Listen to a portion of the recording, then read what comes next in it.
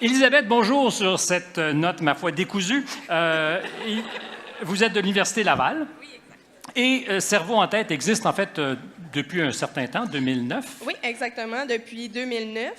Mais depuis les 4 dernières années, on a vraiment grossi le comité. On a plein de nouvelles activités, donc voilà. Parce que vous faites de la vulgarisation des neurosciences. Exactement.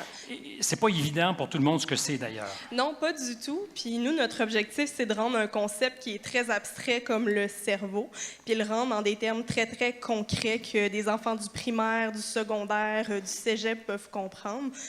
Donc, c'est ça notre objectif. Vous travaillez avec des élèves du primaire et du secondaire aussi? Oui. Pour faire de la vulgarisation? Oui, on a des thématiques différentes. En 6e année, on va parler du cerveau et des sens.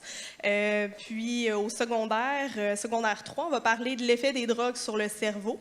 Puis là, on a un projet... Y en a-t-il? Pardon? Y en a-t-il un effet? Non.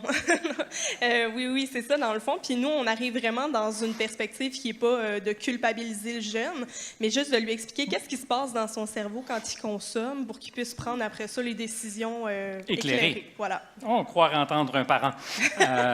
Mais c'est la meilleure façon de faire les choses, certainement. Et vous avez une grosse activité, c'est votre semaine Cerveau en tête. Qu'est-ce qui se passe pendant cette semaine? Donc, ça s'inscrit dans la semaine internationale sur le cerveau. Donc, c'est ça, on va dans les... Il y a une semaine internationale du cerveau? Oui, fin mars.